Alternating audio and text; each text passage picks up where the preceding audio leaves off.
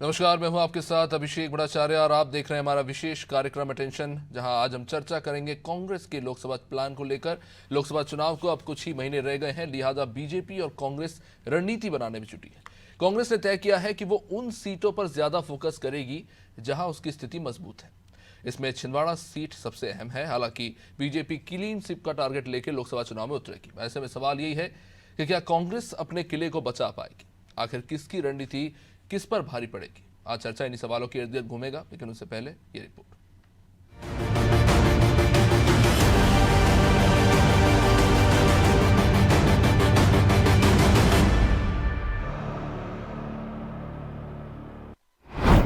कांग्रेस ने बनाया प्लान, जहां मजबूत वहां देंगे ध्यान।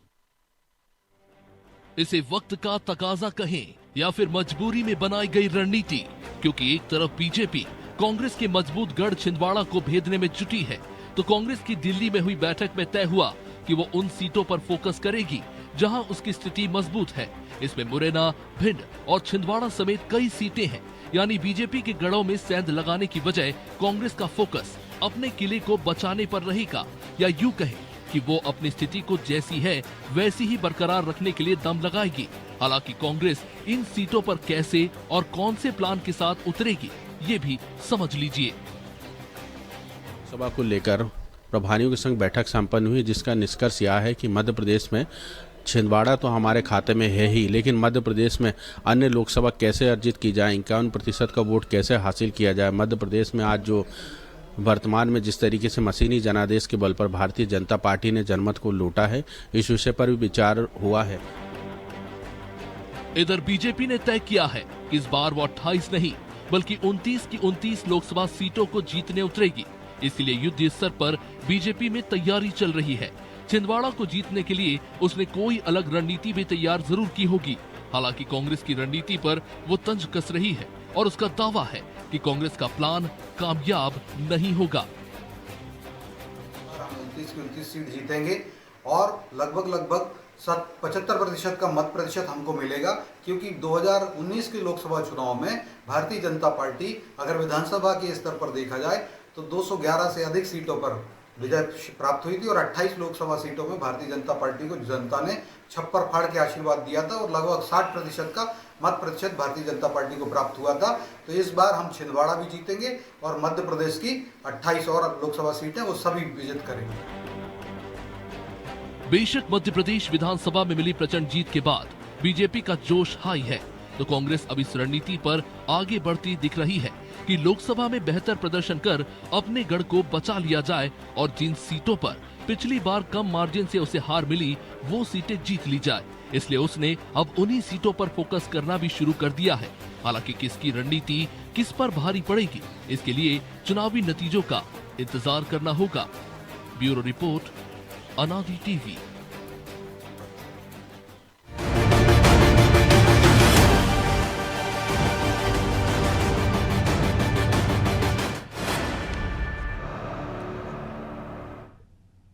तो आज चर्चा का सबसे बड़ा मुख्य बिंदु यही है कि कांग्रेस का सबसे स्ट्रांग पॉइंट कौन सा है, वो कौन सी सीटें हैं जो सबसे ज़्यादा स्ट्रांग है। क्योंकि 2018 के चुनाव के बाद जब कांग्रेस जीत भी गई तब भी एक ही सीट कांग्रेस के हाथ लगी, और अब तो हालात एक दशक पुराने 2013 जैसे हैं। तो ऐसे में सबसे बड़ा सवाल है कि स्ट्रांग पॉइंट क्या है, समझेंगे। आज प्रकाश डालेंगे इसी विषय पर। दो वरिष्ठ पत्रकार हमारे साथ आज जुड़ रहे इस चर्चा में, रमेश शर्मा जी और चंद्रकांत नायडू जी। आप दोनों का बहुत बहुत स्वागत है इस चर्चा में। तो रमेश शर्मा जी, जब लोकसभा चुनाव की चर्चा हो रही है और खासतौर से मध्य भारत की चर्चा जब होती है, और आज हमने देखा किस तरह से बैठक हुई लोकसभा को लेकर प्रभारियों की कांग्रेस की, और मजबूत सीटों पर, मतलब एक तरह से कह सकते हैं कि डिफेंसिव अप्रोच है कांग्रेस का इस लोकसभा चुनाव में, खासतौर से मध्य प्रदेश को लेकर कि देखिए हासिल तो कुछ नहीं हो सकता, लेकिन जितना बचाया जा सकता है बचा ले। देखिए, निश्चित रूप से ये कांग्रेस डिफेंसिव नहीं बल्कि मुझे जो लग रहा है लोकसभा चुनाव के लिए वो एक आक्रामक स्थिति में रहेगी, और मोटे तौर पर वो दो प्रकार की सीटों पर वो फोकस करेंगे। एक तो उनके पास छिंदवाड़ा है, उसके लिए तो वो कोशिश करेंगे कि पिछली बार जो थोड़ा सा वोट प्रतिशत कम हो गया था वो वोट प्रतिशत उनका बढ़े, और उनको ये उम्मीद विधानसभा चुनाव में भी बढ़ी है कि छिंदवाड़ा में उनका वोट प्रतिशत उसको मेंटेन कर सकते हैं।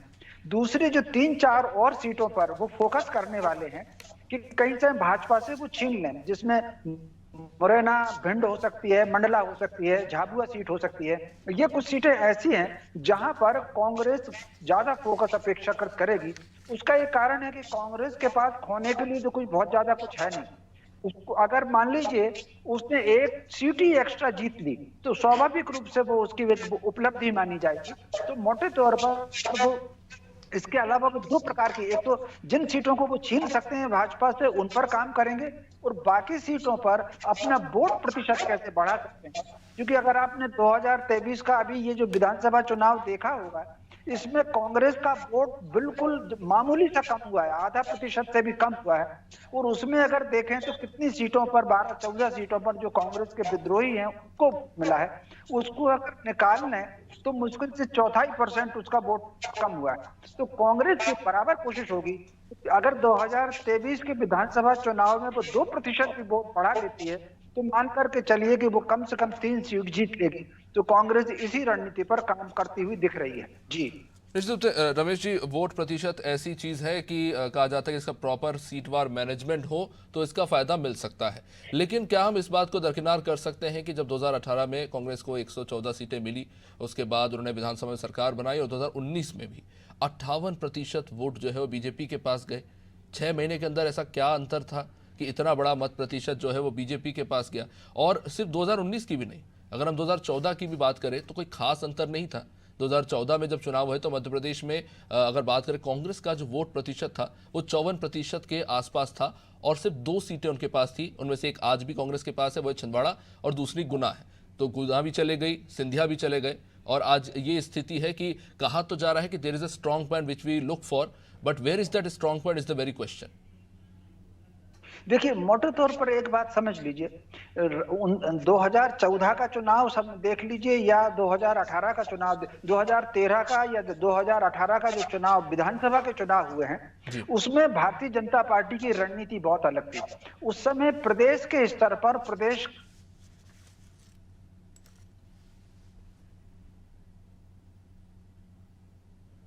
राम मंदिर आंदोलन को लेकर के, कार सेवा को लेकर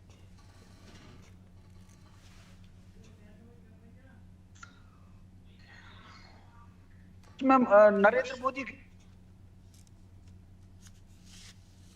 रमेश शर्मा जी, मैं आपके पास लौटूंगा, कुछ टेक्निकल इशू आ रहा है, मैं चाहूंगा कि टीम उस पर लुकआउट करे। चंद्रकांत जी, आपके पास आना चाहूंगा कि अब जब बात हो रही है लोकसभा चुनाव के प्लान को लेकर, व्यवहारिक तौर पर अगर बात करें तो कुछ महीने पहले विधानसभा के चुनाव समाप्त हुए हैं। एक समय मान रहे थे कि कांग्रेस को अच्छी खासी सीटें मिलने जा रही है विधानसभा चुनाव में, they will win this election, और ये भी कहा जा रहा था कि एक बहुत ही क्लोज टक्कर हमें देखने को मिलेगी। लेकिन ऐसा कुछ भी हुआ नहीं।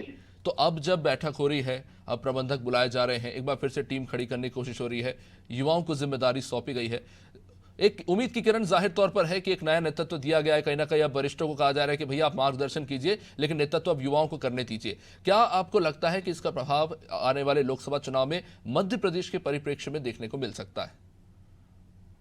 ये निश्चित रूप से युवा जी सर, देखिए, 2 चीजें हैं। एक तो परिवर्तन जो हुआ है, नेतृत्व परिवर्तन हुआ है, उसके बारे में अभी तुरंत हम लोगों को कुछ कहने के लिए है नहीं। लेकिन एक बात जरूर है कि मध्य प्रदेश में, जैसे अभी रमेश जी ने कहा कि कांग्रेस के पास में खोने के लिए कुछ भी नहीं है। कांग्रेस की 1 सीट है, कांग्रेस को उम्मीद है कि अगर वो बढ़ाती है तो, अगर 1 भी सीट बढ़ाती है तो 100% बढ़ जाती है।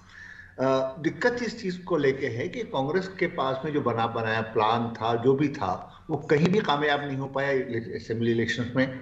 और दूसरी चीज ये भी है कि अब जो राम मंदिर को लेके हो रहा है और उससे माहौल जिस तरह से बीजेपी के पक्ष में जा रहा है, बहुत ही स्वाभाविक है कांग्रेस को बहुत कुछ करना होगा। और बहुत कुछ करने में अभी जैसे हम लोग कह रहे थे कि भाई कांग्रेस के पास में चूंकि खोने के लिए कुछ नहीं है तो उसे आक्रामक होने में भी कोई दिक्कत नहीं होनी चाहिए। तो ये 2 चीजें हैं। लेकिन एक बात जो मुझे ऐसी लगती है कि जो नेतृत्व परिवर्तन हुआ है, खासतौर से कमलनाथ जी को अगर हटने के लिए कहा गया था, तो उसको लेके छिंदवाड़ा में क्या असर होगा ये देखने की जरूरत है। और अगर अभी भी इस बात को अगर देखा जाए तो अगर वो खुद ही उनके सुपुत्र ही लड़ रहे हैं कमलनाथ जी के, तो हो सकता है गुंजाइश इस बात की बनी रहे कि वो सीट कांग्रेस के पास में बनी रहेगी। लेकिन इस चीज को देखना चाहिए कि देखिए, बीजेपी की स्थिति पिछले जून तक बहुत कमजोर थी। अगर लोकसभा के इलेक्शंस को देखा जाए तो लोकसभा के इलेक्शंस में उनके जो इंटरनल सर्वेस थे वो ये कहते थे कि भाई उनका कम से कम 4 स्टेट्स में कर्नाटक, महाराष्ट्र और बिहार और बंगाल, ये 4 स्टेट्स में जरा हाल खराब था। तो उस पर काफी फोकस किया। कर्नाटक, महाराष्ट्र में नए सिरे से एनसीपी को तोड़कर थोड़ी स्ट्रेंथ बनाई गई। बिहार में भी अभी जो कुछ किया जा रहा है, हालांकि उसके नतीजे बहुत कम देखने को मिल सकेंगे तुरंत। चिराग पासवान को अपने साथ में दोबारा ले लिया उन्होंने। कर्नाटक में भी काफी फर्क आया है। कर्नाटक में तो काफी परसेंटेज भी बढ़ा है लोकसभा सीट्स को, इलेक्शंस को लेके। और बंगाल का जहां तक सवाल है, बंगाल में ईडी को छोड़ दिया गया है अपना काम करने के लिए। तो कुल मिला के काफी उम्मीद बंधी है बीजेपी को इन 4 स्टेट्स में भी। और मध्य प्रदेश का जहां तक सवाल है, मध्य प्रदेश में एक ही डर हो सकता है कि अगर ओवर कॉन्फिडेंस में बीजेपी खेलती है खेल, तो फिर हारने की गुंजाइश भी थोड़ी बहुत रहेगी। कुछ ये तो नहीं कह सकते कि बहुत सारी सीट्स चल जाएंगी, लेकिन अगर 4-5 भी गई तो वो अपने आप में एक बात बन जाएगी। देखिए, मैं जो इन 4 स्टेट्स की बात अभी कर रहा था, वहां पे काफी अच्छा परसेंटेज था बीजेपी का, जो कम हो गया। जो 308 सीटें थी, उसमें से अभी 272 मिलने की गुंजाइश हो जाएगी, ऐसा देख रहे थे उस वक्त में। आप जी पता नहीं चलेगा, पता चलेगा। लेकिन कुल मिला के कांग्रेस को जैसे अभी अगर कुछ करना है तो नजर आना चाहिए। अभी हो सकता है 1 महीने तो कुछ भी नजर नहीं आएगा, क्योंकि ये जो राम मंदिर का मसला है, इसके चलते काफी दिन तक हाइप बना रहेगा इसका। सबसे बड़ी बात यह है कि हम लोग वास्तविकता से कितना परे जाते हैं, ये देखने वाली बात है। हाइप जो क्रिएट होता है उसमें एक सबसे बड़ी बात ये होती है कि आपको ये अंदाज नहीं लगता कि भाई किस तरह का वाकई में जमीनी तौर पे माहौल है। अभी जैसे मध्य प्रदेश में भी देखिए, ये माना जा रहा था कि बीजेपी जो है वो कमजोर पड़ी है, क्योंकि एंटी इनकम्बेंसी ना भी हो तो कम से कम थकावट तो थी बीजेपी से कुछ थोड़ी, तो वो भी सब उस पर भी पार पा लिया बीजेपी ने। तो जमीनी हकीकत जो है वो किस तरह से बदलती है, ये इसका अंदाज तो कुछ समय बाद ही लग पाएगा। अभी वास्तविकता से हम लोग बिल्कुल परिचित नहीं हैं, लेकिन देखते हैं किस तरह से बात बनती है। जी जनता, इस चीज़ को मैं इस तरह से रखना चाहूँगा कि कुछ महीने पहले आप चुनाव लड़ रहे थे शिवराज सिंह चौहान के खिलाफ, और अब आप चुनाव लड़ने जा रहे हैं नरेंद्र मोदी के खिलाफ। Now this is the biggest challenge. और अगर हम मध्य प्रदेश की बात करें, बीते 24 सालों में बीजेपी का लोकसभा चुनाव में दबदबा रहा। मैं तो अगर हम आंकड़े उठा के देखें तो सर, अविभाजित मध्य प्रदेश 1996 से हम देख रहे हैं जो डेक्लाइन शुरू हुआ है लोकसभा सीटों का, खासतौर से मध्य प्रदेश में आप देखें कि 1996 में भी मेरे ख्याल से 40 सीटें थी, उनमें से 29 सीटें बीजेपी के पक्ष में गई थी और 11 सीटें जो थी वो आई थी कांग्रेस के पास। और ये भी मेरे ख्याल से जो मध्य प्रदेश की ईस्ट की जो सीटें थी वही उन्हें मिली थी। और उसके बाद हमने जो डिक्लाइन देखा वो फिर वापस लौटता हुआ नजर नहीं आया। आज जब हम बात करते हैं कि कांग्रेस ने जो चर्चा करी है, उनके प्रभारियों को ये जिम्मेदारी दी गई है कि आप जाइए, सम्मेलन कीजिए, कार्यकर्ताओं से बात कीजिए और ये पता कीजिए कि किनको मौका मिलना चाहिए, तो वो जो आधार है कि कौन सी सीटें मजबूत हैं, उसका आधार क्या है, आज के टाइम पे एक बड़ा सवाल बन गया है। क्या हम ये माने कि विधानसभा चुनाव में जो नतीजे आए हैं पार्टी उसी को आधार मानकर चलेगी? सबसे पहले रमेश जी आपसे इस पर जवाब चाहूंगा, फिर चंद्रकांत जी आप पे। देखिए, मोटे तौर पर ये जो नतीजे आए हैं, स्वाभाविक रूप से भाजपा को 3 आधारों पर वोट मिला है। कहीं ना कहीं उनकी जो योजनाएं रही हैं, जो विशेषकर 2 योजनाएं, जिसमें एक लाडली बहना हो सकती है और दूसरी वो जो समर्थन मूल्य बढ़ाने की उन्होंने 3100 और 2700 बात कही है, इसका ग्रामीण क्षेत्र में बड़ा प्रभाव पड़ा है। तो इनके कारण बाकी फिर प्रचार के लिए उन्होंने उज्ज्वला योजना, नल जल योजना, घर योजना, प्रधानमंत्री आवास योजना, इसका प्रचार किया। तो एक मुद्दा तो उनका ये था।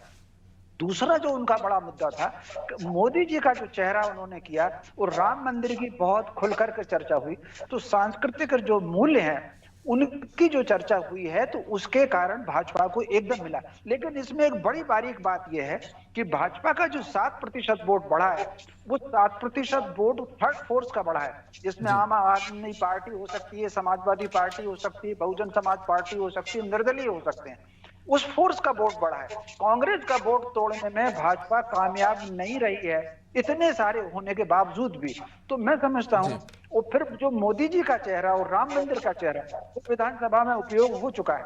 और फिर ये बात सही है, जैसा नायडू जी ने कहा कि राम मंदिर को लेकर के वातावरण फिर से बन रहा है, तो ऐसी स्थिति में भाजपा को बहुत ज्यादा मेहनत, कांग्रेस से ज्यादा भाजपा को मेहनत करने की जरूरत होगी। जैसा कि नायडू जी ने कहा कि अगर ओवर कॉन्फिडेंस में रही, विधानसभा चुनाव के परिणामों को देख सकते रही, तो भाजपा को नुकसान होगा।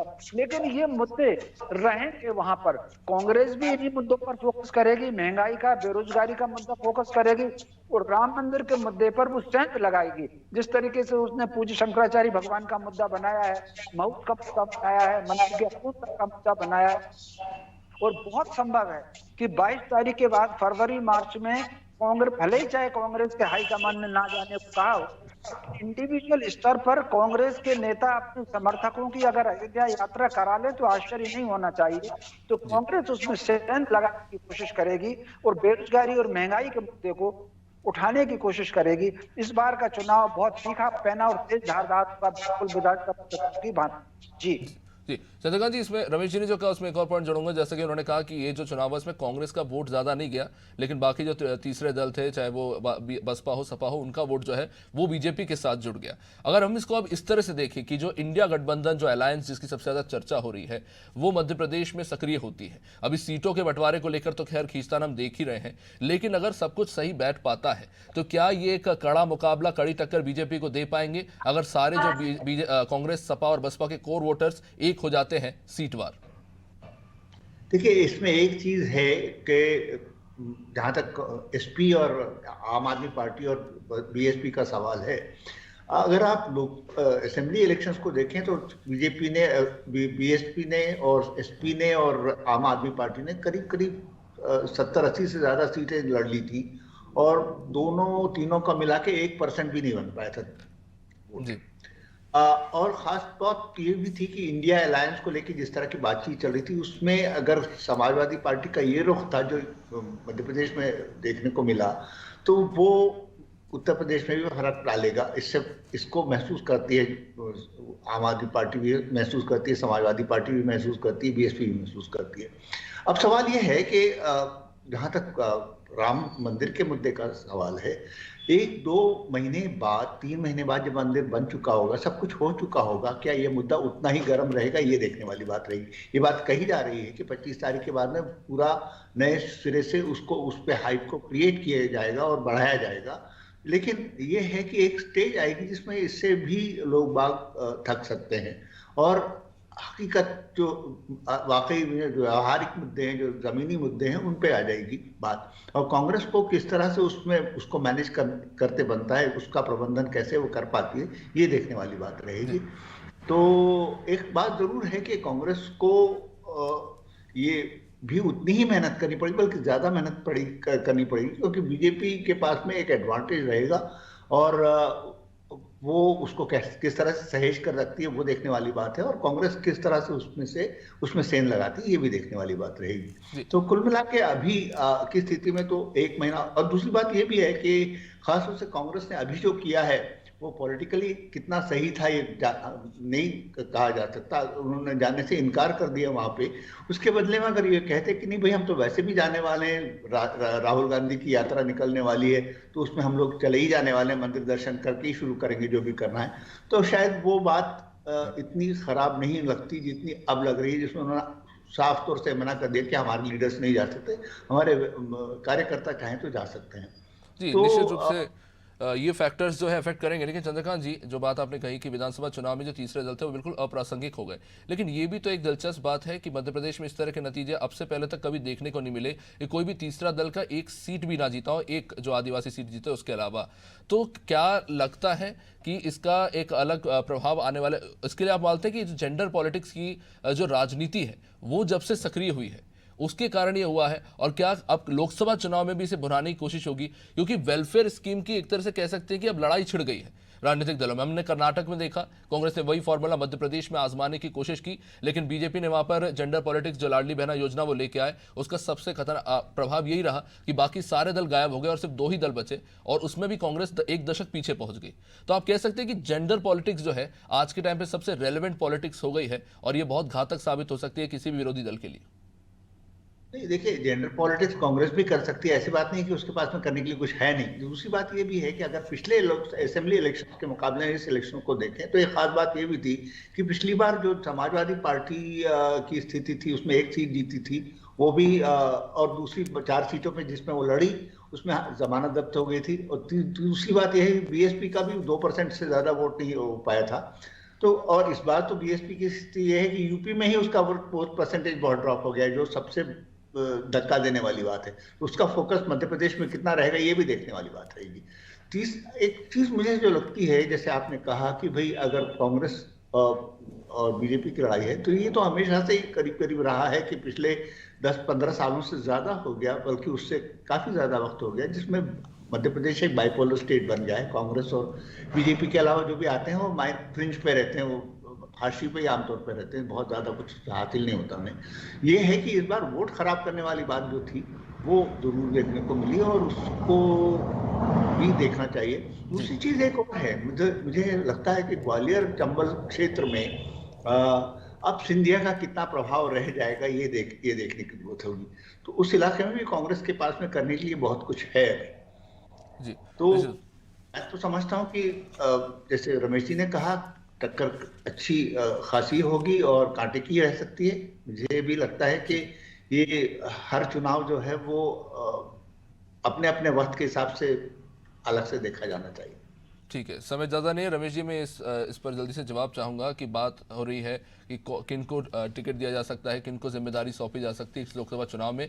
चुनाव दर चुनाव कांग्रेस के कई वरिष्ठ नेता हारते आए हैं, लेकिन फिर भी वरिष्ठता के आधार पर उन्हें लोकसभा का टिकट दे दिया जाता है और वो हार जाते हैं। खैर उतना कुछ फर्क नहीं पड़ता, क्योंकि हमने अंतर देखा है कि कितने बड़े बड़े अंतरों से बीजेपी के नेता जीते हैं। लेकिन अब सवाल ये है कि जब कांग्रेस ने अब एक जनरेशन शिफ्ट करने की जो कोशिश शुरू की है संगठन स्तर पर, तो क्या जो लोकसभा चुनाव में जो प्रत्याशी उतारे जाएंगे, क्या उसमें भी हम ये कंसीडर कर सकते हैं कि अब नए चेहरों को कांग्रेस मौका देने की कोशिश करेगी, एक नई ऊर्जा भरने का प्रयास हो सकता है, ताकि कांग्रेस को कहीं ना कहीं और वहां के क्षेत्र के जो वोटर्स हैं उनमें भी इसको लेकर थोड़ा उत्साह देखने को मिले? क्या यह अप्रोच हो सकता है? ये निश्चित रूप से यह अप्रोच अवश्य होगा। मेरे अनुमान से जैसे 29 लोकसभा सीट हैं, तो 15 से 20 सीटों पर कांग्रेस युवा या औसत युवा ऐसे लोगों को लेकर के आएगी। हो सकता है 4-5 ऐसे भी लोग को बिल्कुल नए फ्रेश को दे दें, जिसकी हमको उम्मीद भी नहीं थी। जो सीनियर लीडर हैं वो 5-7 सीटों तक ही सिमटेंगे, ऐसा मेरा अनुमान है। जी बहुत बहुत शुक्रिया आप दोनों का इस चर्चा में जुड़ने के लिए। तो चर्चा इसी बात को लेकर है कि आने वाले लोकसभा चुनाव में कांग्रेस की क्या रणनीति होगी, वो कौन सी सीटें हैं जिसे कांग्रेस मजबूत मानकर चल रही है और वो कौन नेता होंगे जिनके कंधों पर ये जिम्मेदारी सौंपी जाएगी। खैर अब सम्मेलनों का सिलसिला शुरू होगा, छानबीन की जाएगी, पता लगाने की कोशिश होगी कि किस में दम है। लेकिन सबसे बड़ा सवाल यही है कि बीजेपी के सामने आने वाले लोकसभा चुनाव में टिक पाना ये कांग्रेस के लिए सबसे बड़ी चुनौती है, और खासतौर से छिंदवाड़ा को लेकर जो रस्साकशी छिड़ी है वो किस नतीजे में पहुंचेगी। खैर चुनाव के बाद ही पता चल पाएगा। फिलहाल इस कार्यक्रम में इतना ही। आप देखते रहिए अनादि टीवी। नमस्कार।